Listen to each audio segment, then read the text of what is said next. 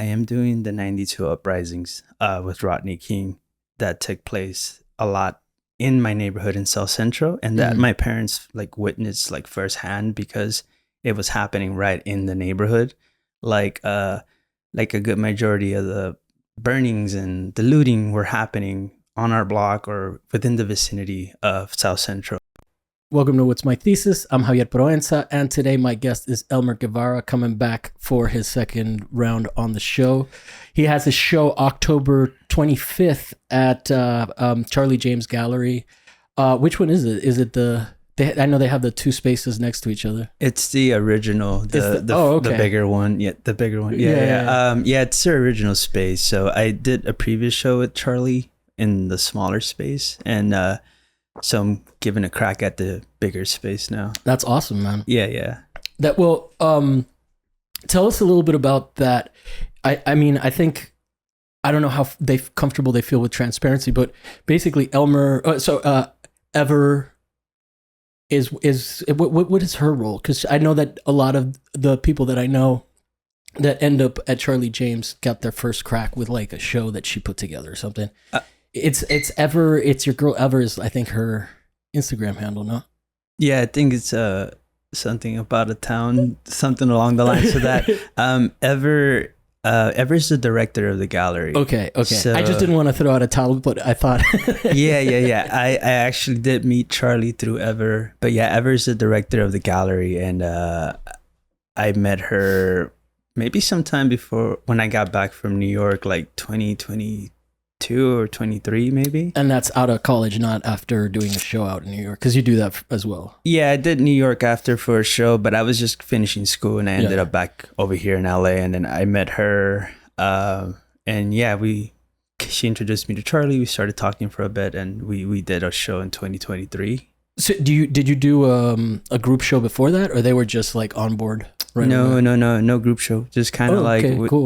We spoke. They saw some of the work, and my luck, there was like an opening for like them in their schedule. So yeah, then that came about. How long out was that space, like between meeting them and then when they had the space in the show?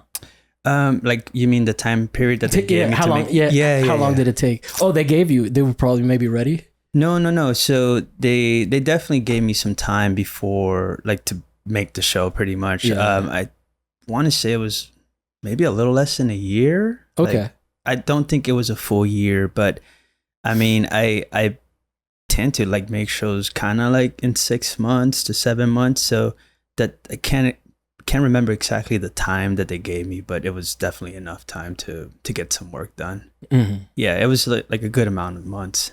Yeah. And that was like right out of school then for you. Like you graduated. How much before you had your first show and after you graduated? So I was kind of doing shows right through grad school. So I had like a solo. No, I mean with Charlie. Oh, so I was done. You're represented by them, right? Yeah. That's why I'm focusing on that. I'm not like throwing away the rest of your career. Yeah. No. It's all good. Especially because we're promoting the show at Charlie's. Got it. A year out of school. I was done with grad school 2022, and I did a show with them 2023. Cool, man. Yeah. That's pretty. That's. I mean, and you came out a Hunter. So how did you? Was it all those other shows in New York that kind of got them up? How did you get on Ever's radar? I honestly wouldn't know exactly how she. You never talked about it? Yeah, no. I never asked her, but I do know that Ever definitely has her eyes out on the scene. She probably saw a lot of my work probably way before. I did a show with Residency with Rick Garson, so maybe that came around. Is that here in LA? Yeah, it was in Inglewood. Okay. So yeah, I think she might have seen work there. I did a couple shows in LA too. So I mean, I think the name might have just gotten around and gotten to her at some point. But I mean, I want to make clear that I'm not like, it's obvious why they would be interested in your work, right? I'm just more curious about the details of it. I wasn't like, how the fuck? Obviously, you work very hard, especially if you can turn around a show in like 6 months. Yeah, right? yeah. That's pretty impressive. And you have like a lot of respect from people out in LA. So I want to be clear that it's more of a curiosity thing about that. So how many? Sorry, go ahead. No. Yeah, I don't think I'd be able to tell you exactly how. Yeah, but maybe fine. That's a conversation I should ask one day. Well, I definitely think Ever would be someone I'd like to have on the show. So for sure, throwing that out there if you're listening, Ever. Yeah. But okay, so then let's talk a little bit about the show. I'm gonna do a recap of what I remember us talking about your work, and then that way it's a quick summary. And if you have anything you want to fill in about what you were doing, and then compare it to what you're doing now.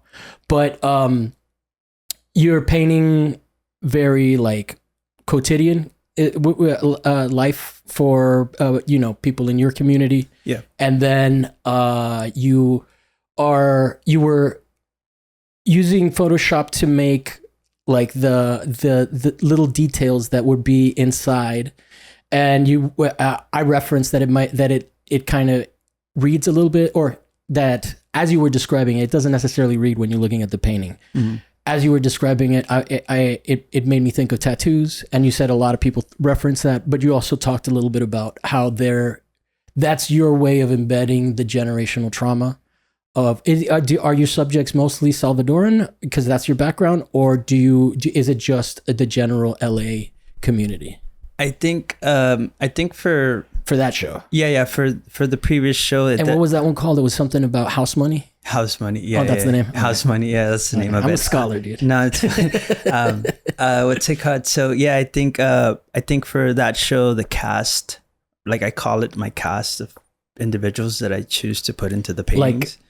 Like Indian cast. Yeah. Or like movie cast. Exactly. Yeah, like the individuals or subjects that I used to put into the paintings for that particular project were mostly just family. Mm-hmm. And it's been mostly family for quite some time. And I think with this new body of work, it still has family involved in it.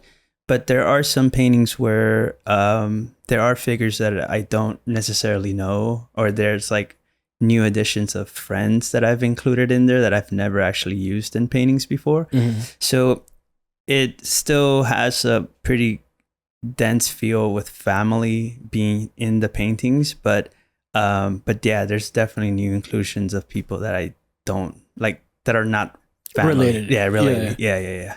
And okay, so then how has this community of cast community expanded? What's the reasoning behind it, and why? Got it. So since you bring up sort of the transfer effects, it does kind of play with inherited trauma, right? Mm-hmm. So for the most part, the two main scenes or the two main events that I use in this inherited trauma and its visuals that come out of like the 92 uprisings with Rodney King and the Civil War that my parents lived through in the 80s in El Salvador, right? So those were the two bigger historical events that I pull a lot of like these traumatic sort of scenes into. Even in House Money, was the LA, or was House Money more related to El Salvador? It's kind of a mesh of both. Okay. Yeah. So I've been working with those two events just because historically they're pretty significant in like my parents' lineage coming here, but also before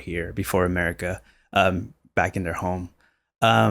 So I think because of the theme that I'm working with this show being a little bit more specific to an event, one of the two events. I think before I was doing a lot of familial, very mundane household sort of thing, interiors that really spoke a little bit about the adapting of my family to LA living. I think for this project, it's kind of like I'm actually using one of the events like in real time, and I'm trying to reenact certain mundane scenes that are happening as it's happening. It's like it's happening in the background. It's like when you're watching a movie that's set in the war, but it's not about the war. Exactly. But you know that there's still lingering symbolism that shows you that it's wartime, right? Yeah. I'm not doing the war necessarily. I am doing the 92 uprisings with Rodney King that took place a lot in my neighborhood in South Central, and that my parents like witnessed like firsthand because it was happening right in the neighborhood. Like a good majority of the burnings and the looting were happening on our block or within the vicinity of South Central, right? Yeah. So I think for this, because I chose to work about an event, so the scenes are pertaining to those 3 nights. There are some scenes in the work that have chaotic sort of like rioting. And so I do have some family involved in those, but there's like the community that's now involved because it wasn't just them. It was like the entire neighborhood. So that's how the cast gets expanded. So it got a little expanded, and that's kind of like where my friends come in, and I started to include them into the paintings a little bit more. There is still like self-portraits of myself. I think it plays like it has a funny play on age because I was an infant, like I was a baby when this was happening. How old were you? I was 2 years old. Oh, wow. So I was a small baby. Do you have any recollections directly? It's just the myth. So it's through the myth in a way where like older neighbors told me stories because they were still around.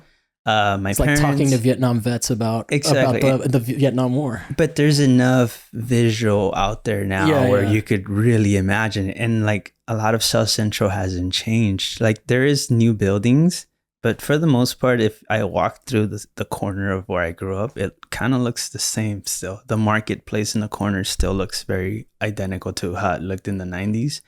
And it's interesting because I've been able to find photos of the time, like those 3 nights where like people were just filming or taking photos, and like it still looks pretty similar. Yeah. So I've been able to reference photos that are dated today that can still relate a lot to those days in the 90s.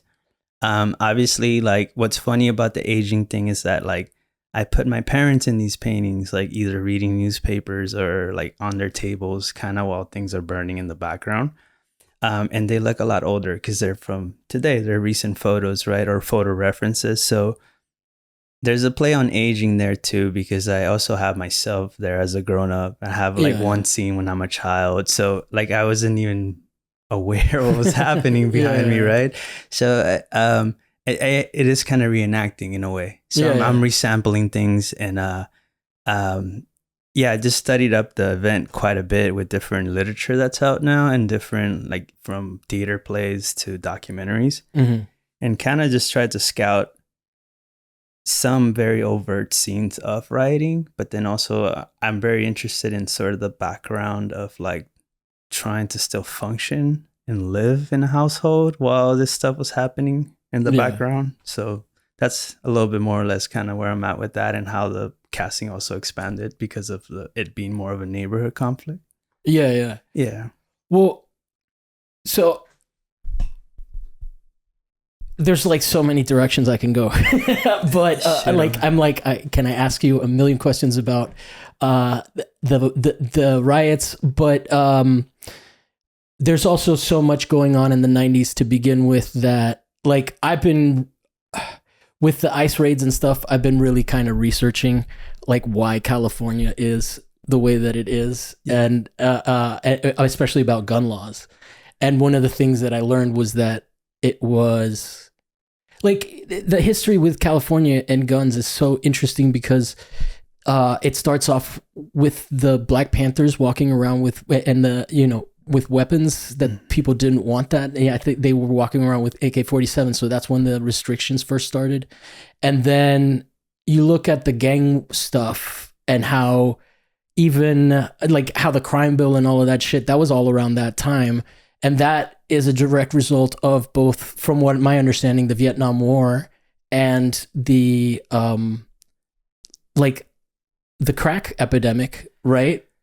Is that am I like making shit up? You're from here, so you tell me. Yeah. So it's definitely all in the mix. I think historically, if you are seeing like what happened before to that, like definitely I think all of that does touch a little bit on like the event. Not that that's what you're working on, but just for the context of it. Yeah. Like, so it wasn't just that there was this crazy riot. No. I mean, there's definitely a buildup, and like there's a lot of ways to look at it too. Yeah, I think that could be a lineage, like I said, like thinking about like where it derives from. I know that there was a lot of I think the unemployment rate was extremely high during those times too. So there was that. Inflation was also another thing that was like forcing people to have multiple jobs and leave their offsprings at home. And I think because there wasn't that monitoring from the parents, like that also kind of maybe led into like more gang stuff, sort of recruitment there. No, and then the like all the parents, like, you know, single family homes that had no male role models. Like I don't know if the 3 strike thing. Yeah, the 3 strikes thing. But I think that the crime bill is probably a reaction to a lot of the stuff that was like, so the crime bill comes after. That's like 94 now. Yeah. Yeah. So 92. So so all of this is like, it's just crazy. It's like not a small thing.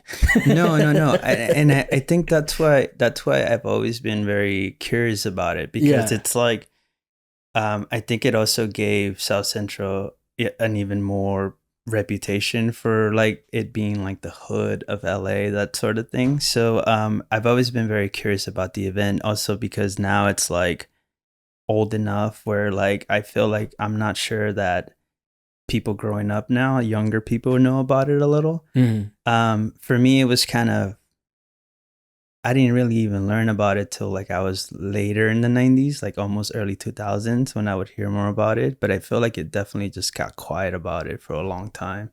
Yeah. But I've always been just super interested in it, just because like trying to learn about the build up to it and just kind of what was happening and how it was allowed to happen for that long. Like that's also another thing.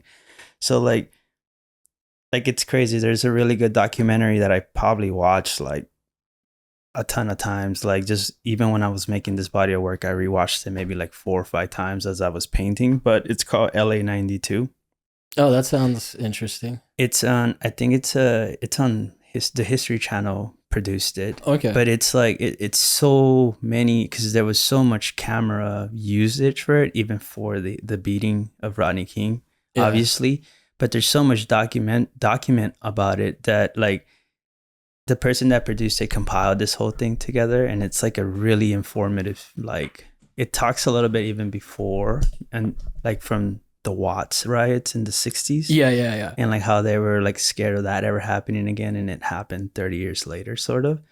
The most of what I know about this stuff comes from Stacy Peralta's Made in America movie, The Blood and the Crips. Yeah. Or not the, but they also cover they also have that narrative arc where they talk about the difference between the Watts riots, where it was like more fisticuffs. Yeah. Versus, you know, and then you think about the movie Friday, and that whole story is about his dad, you know, John Witherspoon, I think is his name. Yeah. He's like he is probably of the generation of the Watts riots, and he's telling him like, you think you're a man with that gun. That whole movie is like, it's crazy, you know. I hear you. And Cube talks about, I mean, I'm on a first name basis with him, but Ice Cube talks about how that is like the whole point of that movie was that all these like really dramatic Boys in the Hood movies were coming out, and he wanted to talk about how like the hood was fun.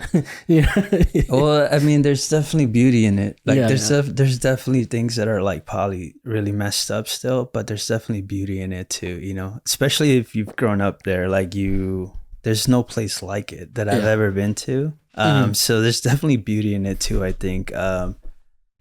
Yeah. I'm sure you might see parallels if you end up in like some other places, but LA is specific because a lot of other places, like were there ever projects here in LA like where they just concentrated everybody into one building like they did in Chicago? Yeah, they're just not high rises, they're flats. There's a ton. There's even some around here. But how many people fit into one of those? Well, it just depends because I think that I would assume that there's regulations when you sign up for those sort of living places, like, but people start to reproduce in those places. So eventually it does get like a crowded thing where they're probably not controlling it as much. Yeah. I wouldn't be able to tell you, but they're like exactly how many, but they're full neighborhoods. That are just, like projects. Well, but that's, I think the flatness of it is, I think, what kind of makes it interesting, especially, I mean, not that we're talking about gangs now, but especially for that turf war element of it, like that makes it so uniquely LA, like, cause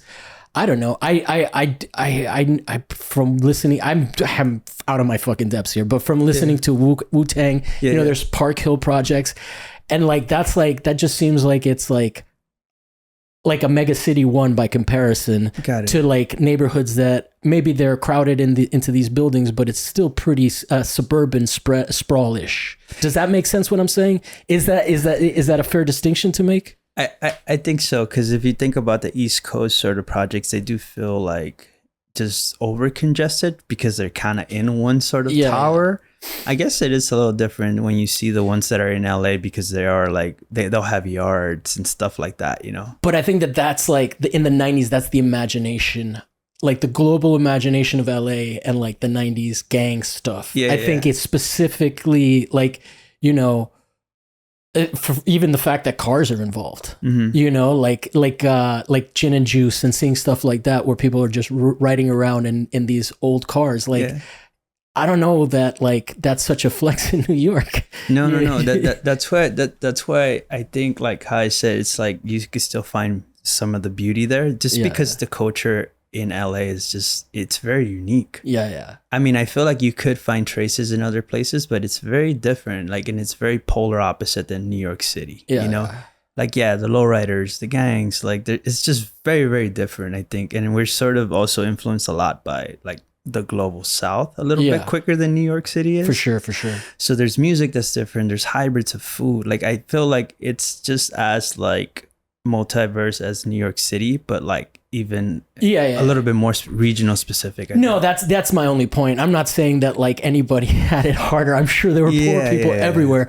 I'm just saying that like that is like I that's the scene that, like, as someone that grew up in Miami outside of both of those spaces, like my perception of like even in the East Coast versus, like, I used to say that when I came here and I drove around LA, like listening to Cypress Hill, it made a whole new level of like sense to me. Got it. Because it's like, and then I think about like Wu-Tang, and that's a very different kind of like one feels more sunset driven, and one is a little bit more like raw and dirty, and like maybe roaches are around. Does that make sense? I feel you. I feel you. Like, I mean, I hope I'm not sounding like an idiot, but no. I get it. The reason why I understand that a little is because I lived in the East Coast too. And I know, for sure, the brick is cold, man. The brick is cold, and it's really dirty looking. Like, for sure. Yeah, it's grimy. And it impacts the kind of art that people make. It goes back to like, and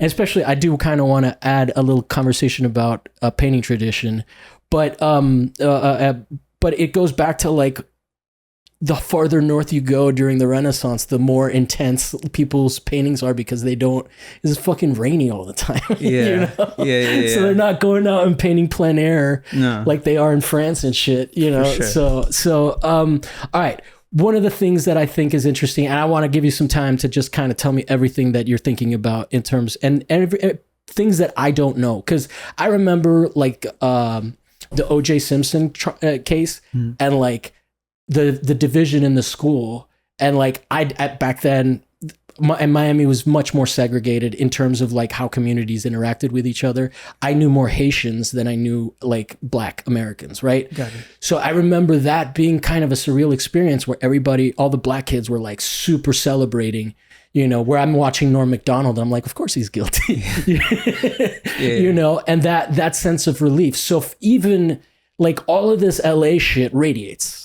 And it educates, because I think I was old enough for that. But one of the things that I saw from like, YouTube videos and stuff is one of the guys from Eazy-E's old crew talking about how it was during BLM, and the realization of like you're burning down your own neighborhood, and then for a while it doesn't get built back, you know. So like, give me some of those details that you get from your community that outsiders like me don't really understand. Got it. Yeah, I think like, again, because I'm working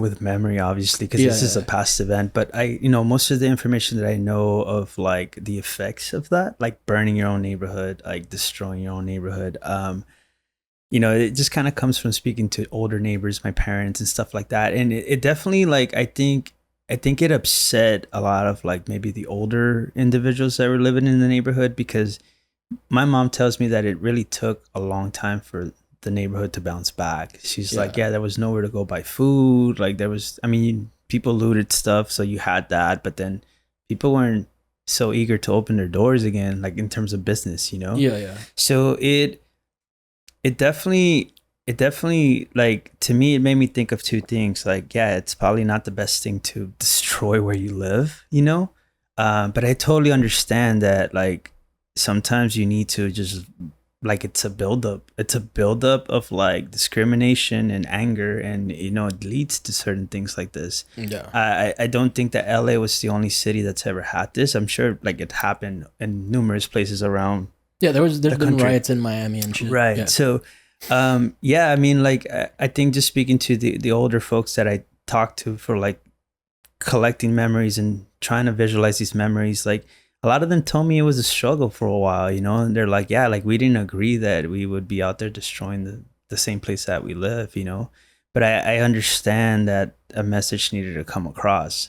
Something that happened to this man, and the verdict was just really a slap in the face to a lot of people that had been constantly abused by the authorities and the police, so in a way, like it's definitely, it ruined a lot for a lot of people, but it's also like, I think the buildup, and you have to, like, as like a government, you have to acknowledge that you're pressing people for so long that something's gonna eventually explode, and it does come in this fashion sometimes.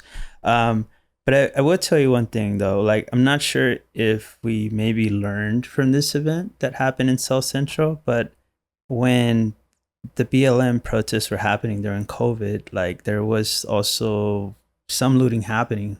And I remember going down to my neighborhood, because I was living in Koreatown at the time. So I drove down to be with my parents just in case something were to happen again, and at least I could be there for them this time.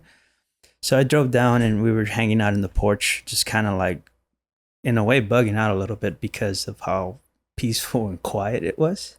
So it seemed like the looting left our neighborhood and went into the neighborhoods where, like, there was shit to steal. In other words, right? So they went to Melrose, they went to Hollywood, they went to West Hollywood. So how big was so it wasn't just contained to South Central? What was the riot? The 92 ones? Yeah. You're talking about BLM. Okay, yeah. All right, I'm thinking, following you. Yeah, I'm thinking of the parallel there. Yeah. Like, what I'm trying to say is that, we did it once to our neighborhood, but I think people learned from that too. So when I did see it during the BLM, I didn't see it in South Central. Yeah. I think there was some of my friends that were posting things like just thank you for not burning South Central, like, you left the neighborhood to go do it somewhere else. And I think it showed a little bit that we were aware historically, like, what we had done before, you know? So not that all those kids couldn't shop. All those adults now live through not being able to go to the store. Yeah. So now, I mean, I'm not saying that it's like a good thing to go out there and do it either or whatever, but thank you. We're on YouTube. But it definitely looked different. But I would also say, like, a couple things about that add to that difference. Like, first of all, not everybody was calling what happened during BLM a riot. That became a partisan thing of, like, being like, oh, these people are rioting. So that, I think, is a difference in the way that the perception. But for people that are young, that are, like, really fucking young and have had phones for their whole lives, and maybe don't even understand, like, that was, like, before there were cameras everywhere and everybody had a camera in their pocket. Like, people used to say shit like, oh, you want to pull the race card and stupid shit like that. Yeah. Like the ignorance of the, like even my own, you know, because of living in Miami in a mostly Cuban community, like it was, I mean, we had Afro-Cubans and Haitians and stuff, but it wasn't the same. It wasn't like, I honestly did not experience Black people with the level of wealth out in America. And I'm saying Black, not because I've met like wealthy Africans and stuff. Yeah. But the middle class is different here. The Black middle class is different here compared to like Georgia. I mean, Atlanta maybe, but like it's just interesting. It was an interesting experience to come here and see like the whole relationship towards that community be different. Does that make sense? I mean, I hear you out. Especially coming out of the 90s, you know, like yeah. Like my school, the Black kids ate at the lunch, ate in, and this is maybe a reflection of economics, but they owned the cafeteria, and all the rest of us, we went out and ate something else. Yeah. So that the economics of California were also hard for me to grasp until I got here. Yeah, I don't really know the difference, to be honest, because I've never really lived outside of like California and New York. So even in New York, you know, it might be a little bit similar to here, just because economy wise, they're pretty big states, you know. But yeah, I wouldn't know. But I feel like in New York, everybody looks poor. But I don't know, man. People dress really nice out there. Yeah. People really make an effort to dress nice out there. My bad. So it's kind of hard. It's kind of hard. I haven't lived there. I've only been. It's kind of hard to tell who's not doing wealthy. Yeah. Oftentimes you hop on a train and then like you just look around. You're like, man, these people really try to like fashion wise, you know.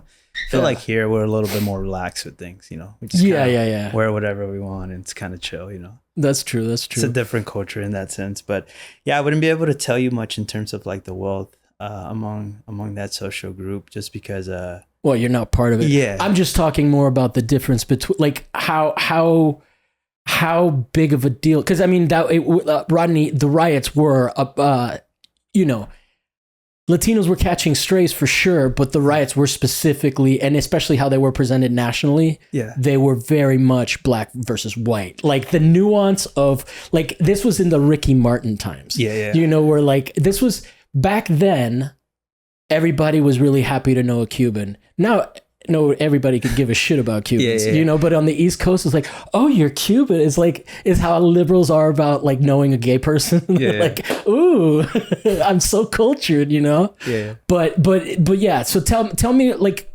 but I think that like, that kind of speaks to what I've realized out of living here, you know, like LA is a very working class town, and that's not the perception. And I think that was an eruption of the working class people that get stepped on all the fucking time. Yeah, that would be considered like non-visible. For sure. I think there was definitely like that buildup. I think that's like where I see it. It was like a buildup of a lot of different things happening. And I think like it's kind of interesting that you bring this up, but like it being sort of like it being like a black-white thing. I think a lot of it, like how media always does, you know, they word things in some ways or another. But yeah, I think, you know, I'm not saying that it wasn't over like just seeing this video of this man being beat up, you know, and seeing it nationally. I think there was definitely a lot of different oppressions that were like just building up for several decades, maybe, you know? And then I think it erupted when it did. And it wasn't just Black people rioting, no? No, that's what I mean. It's like they're like, fuck that. Yeah, no, there was like brown people in the mix. Like I'm saying, if you do see any of the visual stuff that's documented, like it was not just Black people. It was the entire neighborhood there, you know? People were just on the come up, and it really was like that, you know? So it's like, to point it to just one group, I don't think it's like ever accurate either, you know? I think the wording of things too, it's like, I think the media does always things to manipulate sort of like where to like point the finger at. But even with like calling it, like for a long time I did hear it being called the LA riots. You know, it wasn't until I researched it quite a bit and I read some literature about different things where people were actually calling it the LA uprisings. So that sort of wording twist, you know, that media sort of does drop into things, like it does expand the ideas, and it does, they don't see it beyond it being like, oh, this is a mass rioting problem, but they don't see like what the fuck caused this whole thing to start, Yeah. I think, yeah. So, ideas get pushed around depending on the wording of things too, I think. Yeah. Yeah. No, it's crazy. I don't know in what context I did it, but recently within like the last 10 years, I look, but the context will matter. Or probably the last 5 years. I read an LA article about Tupac written in the 90s. Mm-hmm. And it's so fucking crazy because the myth of Tupac had not been created yet. Mm-hmm. He was still just like he was treated like trash by the media. He wasn't like this artistic genius. You know how like politicians now are like even what was it? Kamala Harris was like, "What's your favorite living rapper?" And she goes, "Tupac." Like that wasn't like that. Maybe he is alive. I don't know. Yeah, yeah. What's his aunt? I think died recently. Yeah. It must have been like, well, everyone has everyone has a trajectory. I think it might have been like when he was with Digital Underground. No. This was like they were ripping on him when he was still alive, and Thug Life. This was like they were basically talking about him like they would about Diddy almost, he's a menace to society, because that's the era of like gangster rap. Like now it's like ubiquitous. Now we got drill. People just get killed, and then people rap about it, and then they get killed. Yeah. But like back then it was like it's just so funny how we think back on that time, but the reality of how it was talked about at the time is so fucking far, so it's really interesting to hear someone that went through it talk about it. And like so how have we changed like motif wise? What are we doing with how have we come to understand and evolve as a painter? It's when was the last time I had you on? It was a while ago. It's probably a few years back. It's definitely more than 2 years. Yeah. I think in terms of motifs and like visual language that I've been like kind of building up for some time now, like a lot of stuff is like still very present. I think there's always like innovations that are happening with those motifs, new things that get added to this. But I feel like in terms of like color palette and, using the same sort of cast, like that sort of stuff is still kind of coming back from like previous work. I think what's different about this one is like, I think it's concentrating. I think most of my work has some nostalgia of the 90s involved, because that's sort of my childhood years. But I think that with this body of work, it definitely just like, it touches on an event for the fact that I'm trying to get people to like sort of revisit it a little. Those that were alive and around, and those that weren't can kind of like find out about it a little bit through these works. But I'm also like, I think just as a painter, I think like I push with this project a little bit.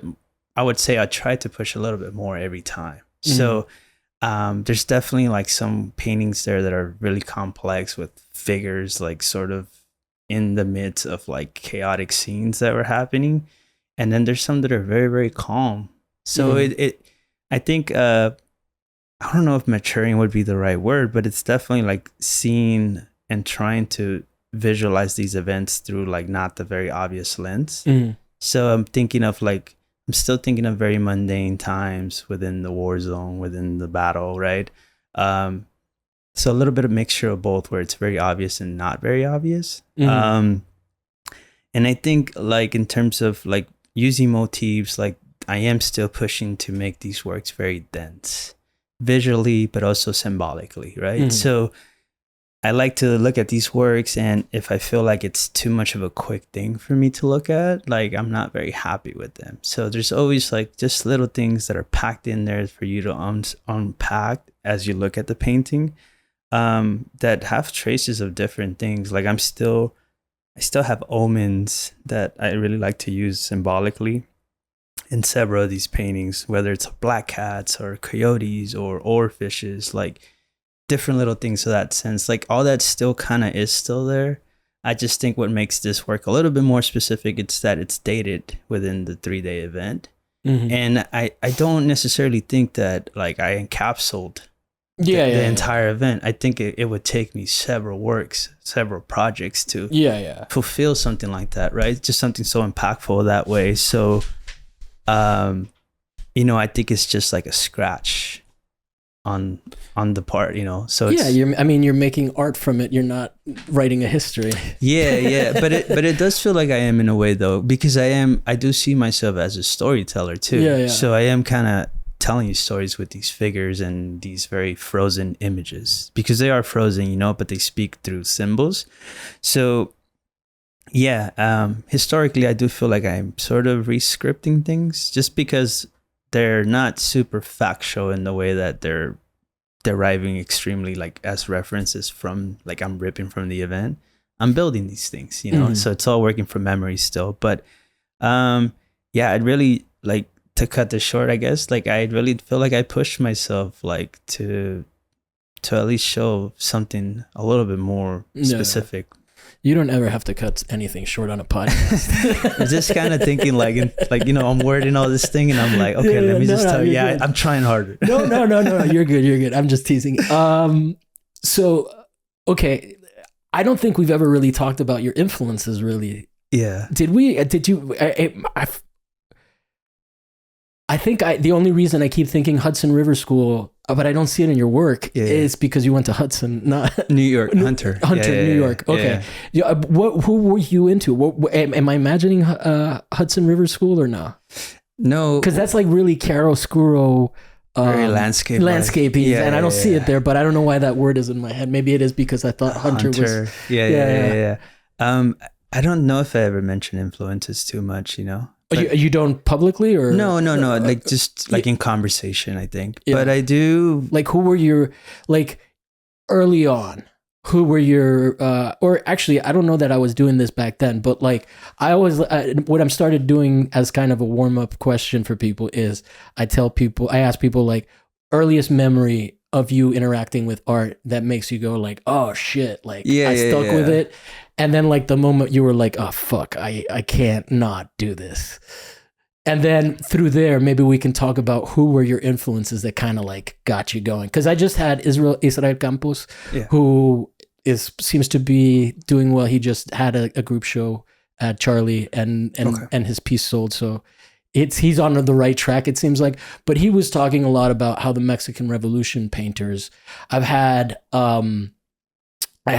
you know him, Elias Hernandez, and I think a vitamin fell out of your pocket.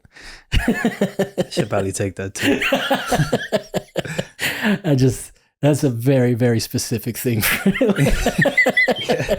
It's like it could have been drugs, but it's like vitamins. You're taking care of yourself. I'm trying.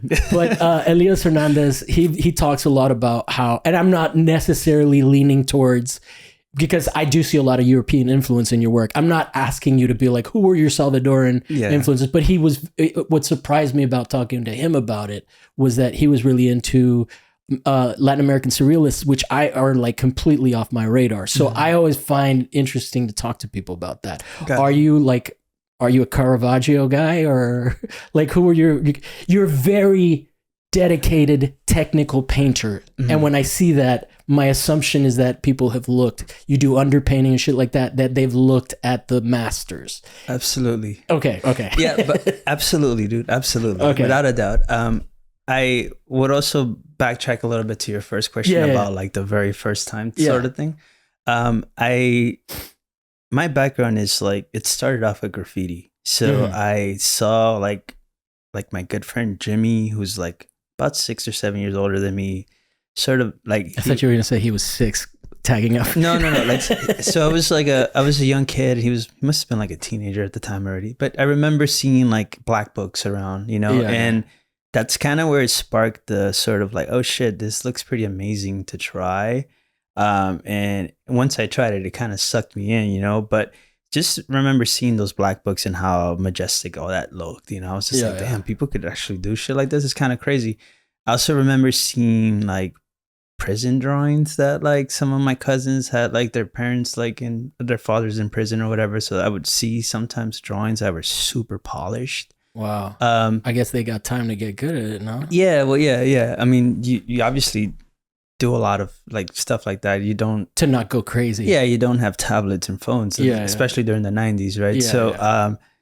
So yeah, I remember seeing things like that, and then I just got very lucky along my way through education of meeting other professors that were active artists or are active artists still, but seeing work like from like Sergio Teran, who's one of my teachers at East LA College, ELAC. Yeah. So I started seeing like, influenced by brown art, like brown folk art. And then, once I took art history in school, like it definitely like I worked with professors at Cal State Long Beach too, some of them were very into contemporary art, and some of them were very traditional drawing and painting, that it's like very old master. So started to sort of see old master work and Caravaggio, Rembrandt, Delatour, Velázquez, right? People like that, obviously, like, and I've been very lucky to have traveled to places where I could see these in person, so where have you been? Like Prado, like Rome, nice. Like, I'm like, I think Rome is the most beautiful city in the world. And I'll fight anybody that says Paris is better. But I think people in Rome were friendlier and the food was better than Paris. Paris is cool, but But Rome is like so much more history. Yeah, of course. You just walk through the whole thing, and it's a museum. Yeah, the city's a museum. Yeah. So seeing that stuff, I still study it whenever I could. I go to the Getty Center. There's some old master stuff there here in LA. Every once in a while, things tour from different countries that end up here in LA, since it's like a big port, obviously. Yeah. So I'm always looking at things, snapping photos, and I do use a lot of compositions that I learned from them, Like I think they were doing something amazing with composition. And then, the completion level of paintings during those decades, those centuries were just like on another level that still seem very unmatched, Yeah. So I look into that. I study the compositions, color palettes from those individuals that the narrative form. I see that a lot. Yeah, so that when you're talking about how if there's not enough going on in the painting, that's definitely something that was developed during that time period. Exactly. Yeah. Because but then it's also nice to like know this knowledge and then like sort of use it in places you want it. Yeah. So I do have some paintings for this project too that are very muted without people. Yeah. So it's like a computer and like a window sort of thing where there isn't much. What is it? What would have been on a computer? Is it? It's like Windows. No, Windows actually, it's a DOS. I'll tell you. So actually, I was like walking around LACMA, and there was a group show in one of their contemporary galleries. I just kind of was like in the area, so I popped in real quick, and I don't even know what the piece was about, to be honest. I just remember like seeing a 80s computer, like a late 80s computer. I think it was like an 86 Macintosh, one of their first models sort of thing. Yeah. So it's very blocky. The Apple II Pro. Oh, no, it's the first Macintosh. Oh, you said it. Yeah. So they had it in a display case in there, and I was just like amazed by it. I was mesmerized by the thing. I didn't read what the work was about, dude. Like the tech just amazed me. Yeah. And so it was really cool because the whole setup was there. So I just literally took a ton of like different angles for it. Came back to the studio and I was like, I gotta put this computer somewhere. It just looked amazing to me, right? So I slapped it on a desk, and it has a window showing like a building that collapsed during the riots. So it was burned at some point. It's just collapsing in there. And there's like a cop car there, kind of like guarding it now in the scene. And so in the computer, there's like Paint was one of the very early softwares too. So there's like a couple of tools that you could use. So I made like a Paint document there, and it's very pixelated. Like you can tell it's very pixelated, and it's a photo of Rodney King that they documented. It was for like the court hearing, so that the whole court system could see like the bruises and everything.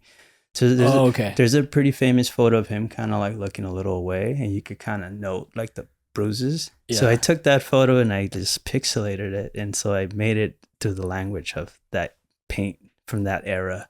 So I have that little scene there. So yeah, it's just kind of like, just to go back, I guess, to like the influences, but yeah, just always trying to be out and seeing things, you know? So ran into that computer and that ended up in the work. But yeah, I did a lot of like looking before I started the work, obviously always, but you know, I was also paying attention to a certain genre of like figure painting that I kind of had never really paid attention to, but I looked up a ton of like battle sort of like paintings that were showing like just big scenes of war. Yeah. And then those were actually super rich in composition because you had people falling on top of people. So there's all these different foreshortening angles that kind of came about. And then you can see in one of the bigger works that I'm making, just all these different distortions of perspective. So yeah, it's like seeing stuff from the old master stuff still kind of coming in, but I still look at very more contemporary stuff too, like Wayne Thiebaud, like a lot of the Bay Area figure painters. I really enjoy seeing their loose sort of palettes. Some of them are a little tighter than others in terms of rendition, but yeah, I'm constantly going back to those guys too in the 60s, the Bay Area figure painters. And I definitely steal a lot of palettes from them. Yeah. As I look, there are people very recent contemporaries that I still look at too, like Indra Crosby. Like she's been kind of a big influence, like all through grad school and stuff. That's kind of where the sort of gel transfer thing came about a little for me. I feel like in this particular work, I am using it a little bit more selective. You do see it on the TV screens, but it's definitely a lot more obscured from a distance, you know. But it's still kind of present there.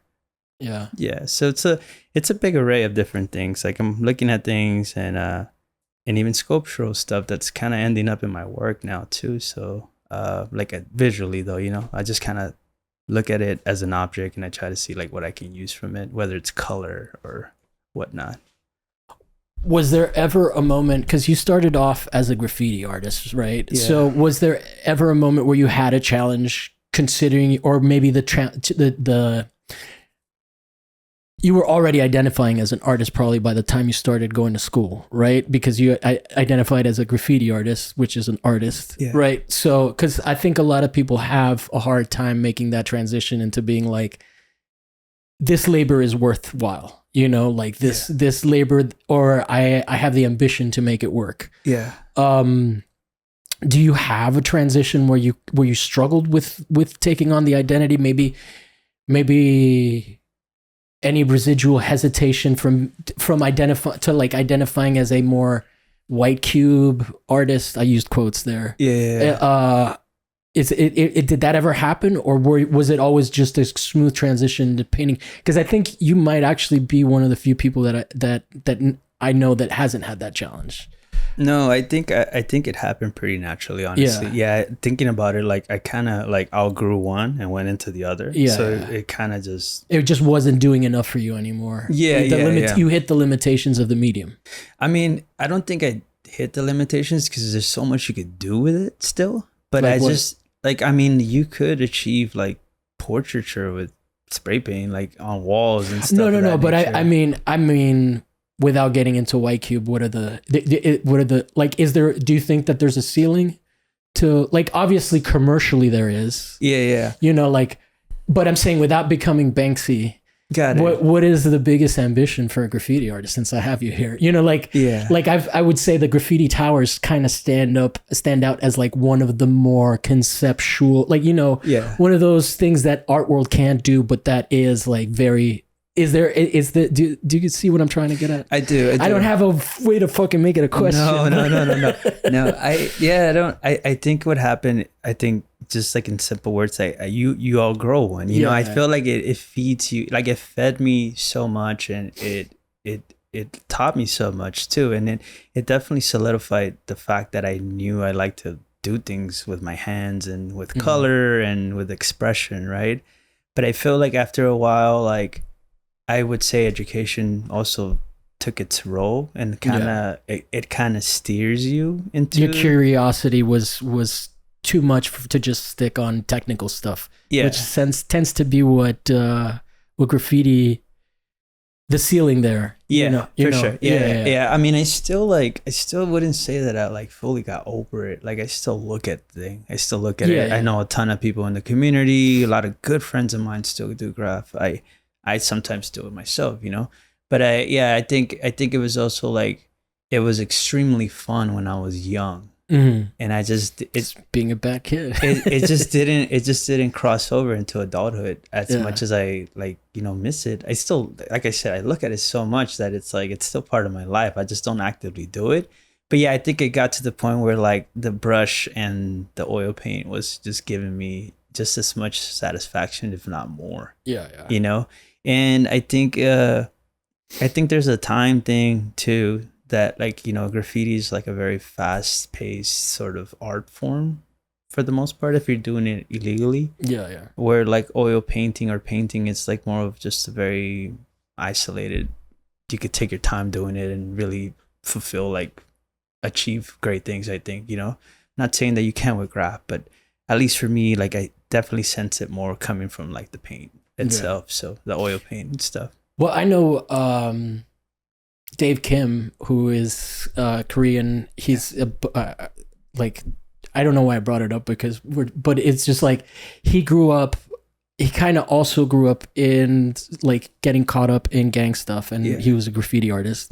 And then now he does murals. Like he gets commissioned to do murals, like not the same way that David does, but like for companies and stuff. I know Dave. You know what? You guys do overlap, of course, because I know Dave. He's like legit LA. I know Dave. Like I don't think Dave is the only person that I know that has that overlap. Like I think of my friend Adele. Well, if you could make a fucking living, I mean, that's awesome. I think like my friend Adele also paints like at home in the studio on canvases in linen, whatever. But she also does like mural stuff around the world.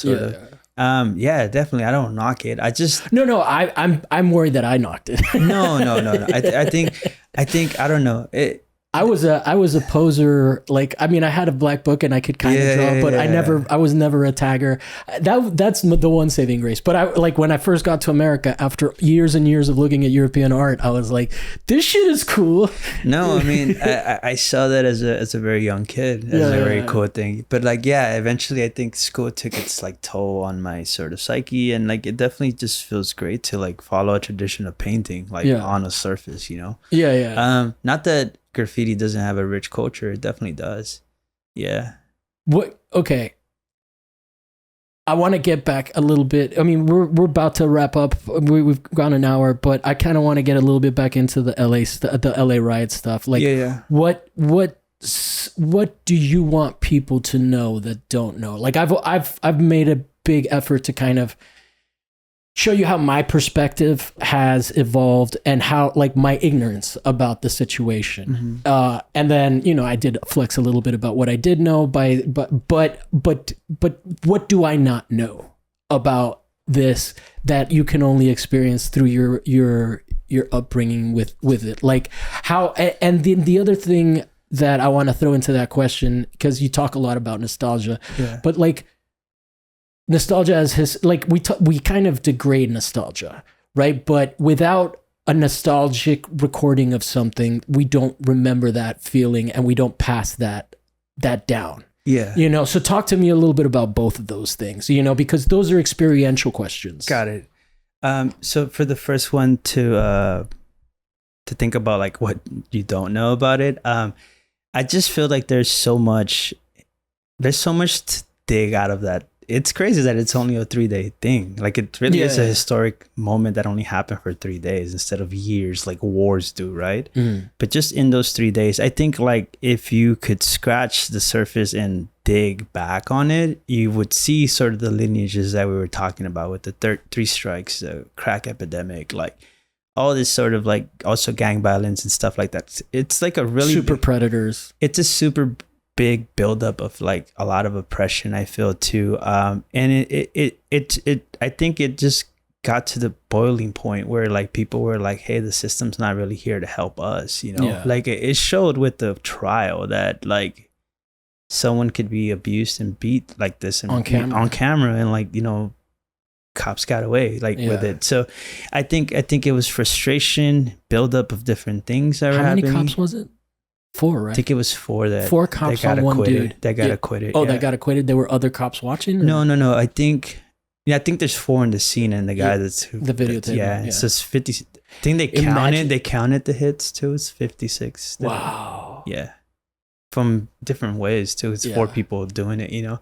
So I think it's a buildup of things. I think what was interesting about putting this work together too is like I was trying to think also, like, as I was making these, like, what are the parallels to today? Like, what do I still see lingering from those times to today? And it's crazy because there's a lot of like burning scenes in the work. And like, I did this, like, I was working on this when the Altadenas thing and the Palisades thing was happening with the wildfires. Like, there was a lot of fire talk in the city. So, and then I'm making these paintings of fire and stuff. But I think it circles back almost like generationally. I think like with BLM, it was one thing to see it sort of too with another person being like, you know, beat and killed.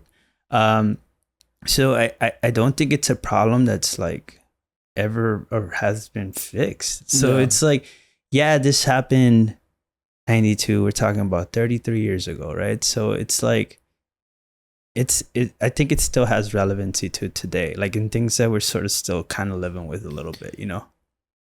I moved to the US in August of 92. Yeah. So I wasn't even living in America when that shit happened. Yeah.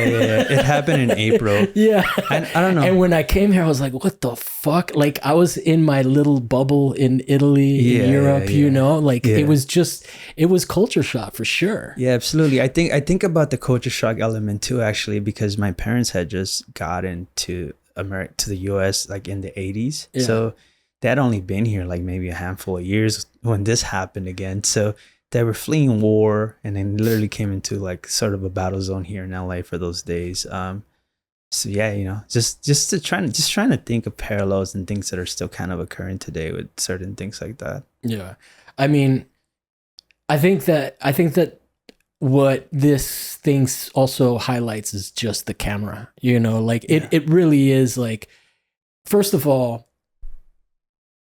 the reason Chauvin was able to get treated the way that he was, as opposed to the cops that got off, whose names we don't even remember. From that is that like the weight of things being documented, of these instances being documented over and over and over again, you know, and then us hearing about ones that we don't see documented as well that get big, you know, people getting choked. I mean, obviously, like there was.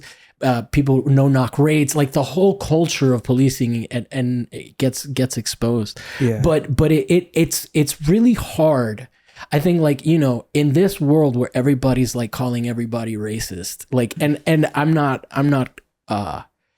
saying that the world isn't racist. Yeah. Obviously it is.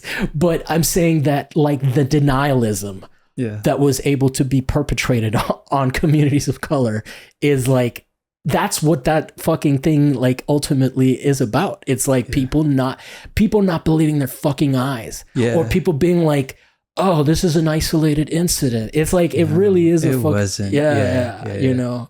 And then now it's wild. I mean, we definitely. This is like, I could just kind of like philosophize about it all day and try to land on an understanding, but it really is too big for that. Yeah, I think there's so many different like pools coming into it, you know. So definitely. I think going back to what I was, sorry if you were gonna say something, I think what I was gonna say, what I think is important about that nostalgic thing, like one of the first things that I realized about art history is that it's like the emotional record, sort of, however flawed it is, you know, and how whoever in power is making it and all of that, it kind of covers how people feel about things, and through that little dissentful things kind of pop out.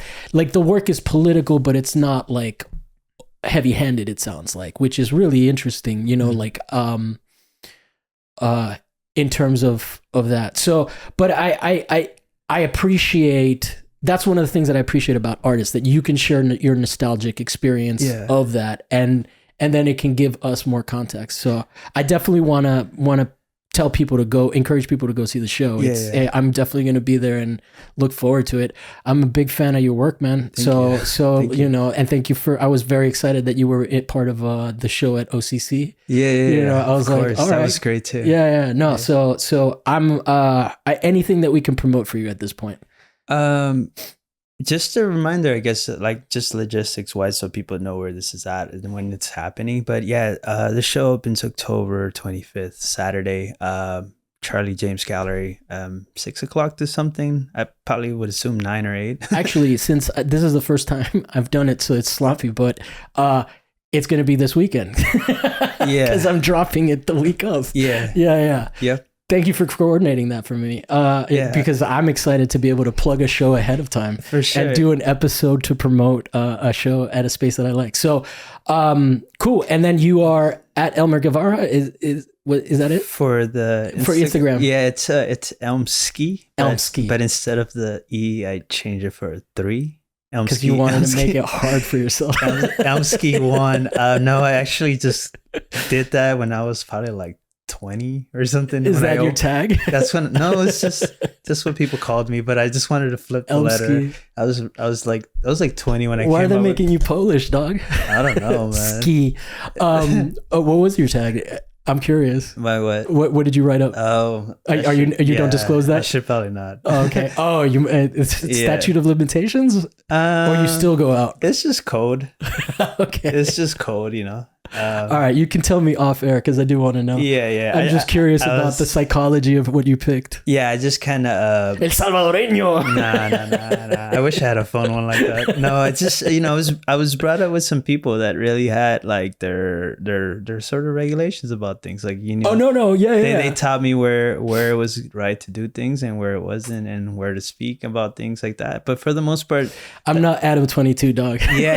But that's kind of how I was brought up by my bigger homies. No, it was just kind of like, they taught me what I think. So. Bro, I don't want to disrespect your culture. No, not at all. Whether it be graffiti or El Salvador, I'm going to be respectful.